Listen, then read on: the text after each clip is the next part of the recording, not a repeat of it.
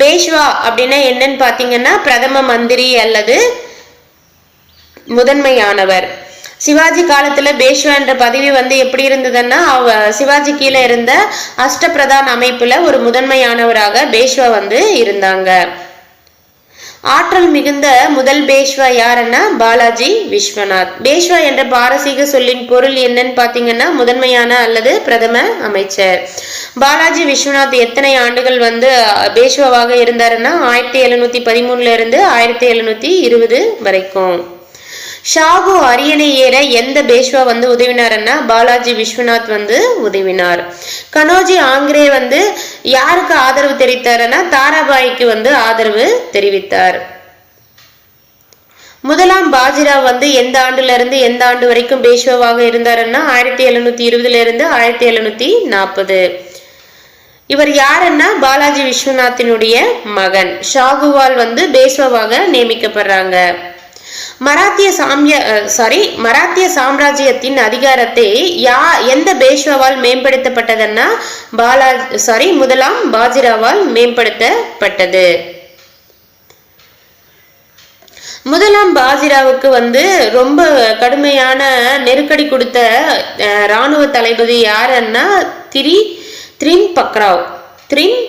இவரை கொன்றதன் மூலமா இவரை கொன்ன பிறகு அந்த இராணுவ தலைமை தளபதி பொறுப்பையும் பேஷ்வாவே ஏத்துக்கிறாரு.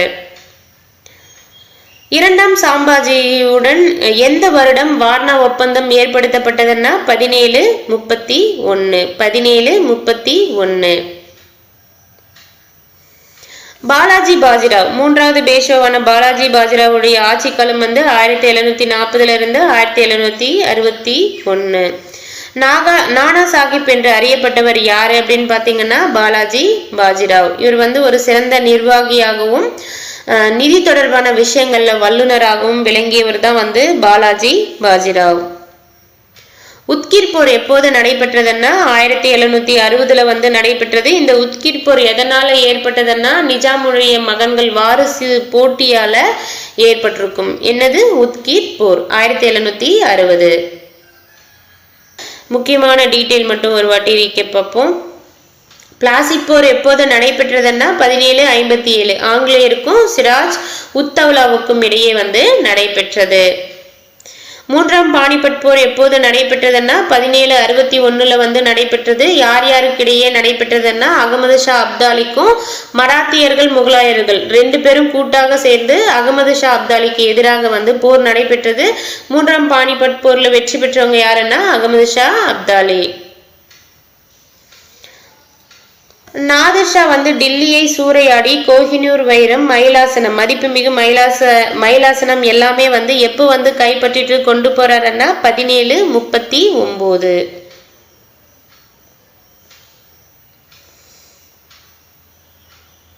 அடுத்து பானிபட் போர். அப்போ மூன்றாவது பானிபட் போர் எப்ப நடைபெற்றதுன்னா 1761 ஜனவரி 14. சோ இந்த மூன்றாவது பானிபட் போரினுடைய தோல்வியின் காரணமாக அதிர்ச்சி அடைந்த பேஷ்வா எப்ப இறந்துடுறாருன்னா 1761 ஜூன் மாதத்துல இறந்துடுறாரு. கடைசி பேஷ்வா யாருன்னு பாத்தீங்கன்னா இரண்டாம் பாஜிராவ். கடைசி பேஷ்வா யாருன்னா இரண்டாவது பாஜிராவ். முதலாவது ஆங்கிலேய மராத்திய போர் எப்போது நடைபெற்றதுன்னா 1775 இருந்து 1782 வரைக்கும் நடைபெற்றது.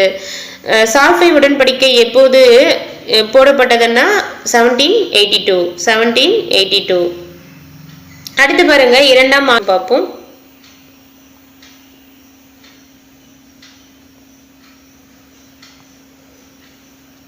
இரண்டாம் ஆங்கிலேய மராத்திய போர் எப்போது நடைபெற்றதுன்னா 1803 இருந்து 1806. இரண்டாம் ஆங்கிலேய மராத்திய போர் எதனால ஏற்படுதுன்னா துணைப்படை திட்டம். வெல்லஸ்லி பிரபுவால் அறிமுகப்படுத்தப்பட்ட துணைப்படை திட்டத்தை ஏற்க மறுத்ததால இந்த போர் நிகழுது. பேசின் ஒப்பந்தத்தின்படி இந்த போர் முடிக்கு வருது. பேசின் ஒப்பந்தம் எப்போது மேற்கொள்ளப்பட்டதுன்னா 1802. மூன்றாம் ஆங்கிலேய மராத்திய போர் 1817. பூனா ஒப்பந்தம் எப்போது மேற்கொள்ளப்பட்டதுன்னா 1817. பேஷ்வாக்களின் கடைசி பேஷ்வா யாருன்னு பாத்தீங்கன்னா இரண்டாம் பாஜிராவ். அடுத்து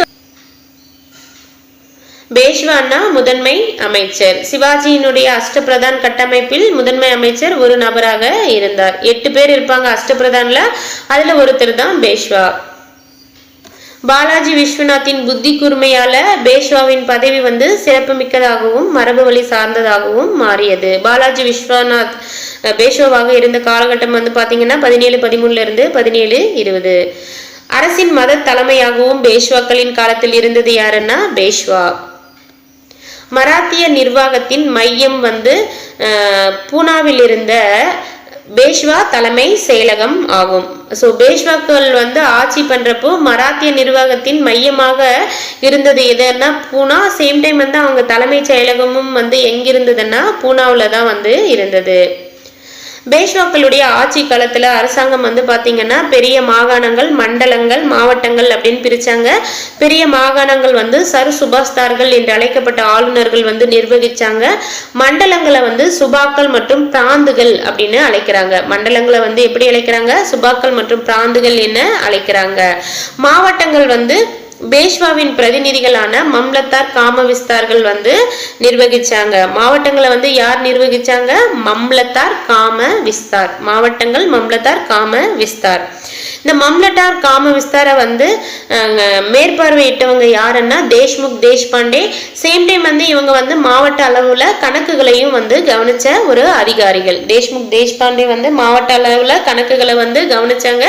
சேம் டைம் வந்து மம்லத்தார் காம விஸ்தார்களையும் கண்காணிச்சாங்க. ரசத் அப்படின்னா என்னன்னு பாத்தீங்கன்னா முன்பணமாக மம்லத்தார்கள் கிட்ட இருந்த அரசு பெரும் தொகையை தான் வந்து ரசத் என அறியப்பட்டது. ரசத். ஸோ ரசத் முன்னாடியே வந்து இப்போ முன்கூட்டியே நம்மளுக்கு ஏதாவது பணம் வேணும்னா ஒரு நகையை கொண்டு போய் வச்சா ரசீதி வந்து கொடுப்பாங்க இல்லையா, அது போல ரசத் வந்து முன்பணமாக மம்லத்தார்கள் கிட்ட இருந்து அரசு வந்து வசூலிச்ச பணம்ன்றதை ஞாபகம் வச்சுக்கோங்க. தலைமை கிராம அதிகாரியாக விளங்கியவர்கள் யாருன்னா பட்டேல். பட்டேலுக்கு உதவியாக இருந்த கணக்காளரை வந்து எப்படி சொல்லுவாங்க? குல்கர்ணின்னு சொல்லுவாங்க. மேலும் வந்து ஆவண காப்பாளரும் வந்து இருந்திருக்காங்க. நகரங்களிலும் மாநகரங்களிலும் தலைமை நிர்வாகி யாருன்னா கொத்துவால். கொத்துவால் வந்து காவல்துறையின் தலைவராகவும் நீதிபதியாகவும் செயல்பட்டிருக்காரு. அடுத்து வந்து வருவாய் பார்ப்போம். வருவாயினுடைய முக்கிய ஆதாரமாக இருந்ததுன்னா நில வருவாய். பேஷ்வாக்கள் வந்து பாத்தீங்கன்னா சரியான புள்ளி விவரங்கள் அடிப்படையில் கவனத்துடன் வருவாயை வந்து மதிப்பீடு செஞ்சிருக்காங்க. சவுத் அப்படின்ற வரியை வந்து எப்படி எல்லாம் பிரிச்சிருக்காங்கன்னா ஆட்சியாளர்களுக்கு 75%, ராணுவ தளபதிகளுக்கு 66%, பண்டிட் சச்சிவுக்கு 6%, வரிவசூல் செய்வோருக்கு 3% அப்படின்னு பிரிச்சாங்க. அனைத்து தனியார் நாணய தொழிற்சாலைகள் வந்து எந்த வருஷம் மூடப்பட்டு ஒரே ஒரு மத்திய நாணய தொழிற்சாலை உருவாக்கப்பட்டதுன்னா 1760. மகர்கள் அப்படின்றது என்ன அப்படின்னு பாத்தீங்கன்னா மகர்கள் என்பவங்க காவலர்களாக ஒவ்வொரு கிராமத்திலையும் பணி செய்தவங்க. மகர்கள் என்பவங்க காவலர்களாக ஒவ்வொரு கிராமத்திலும் பணியில் ஈடுபட்டவங்க. அடுத்து வந்து நீதித்துறை பத்தி கொடுத்திருக்காங்க. இது அடுத்த வீடியோல வந்து செப்பரேட்டா வந்து பார்ப்போம்.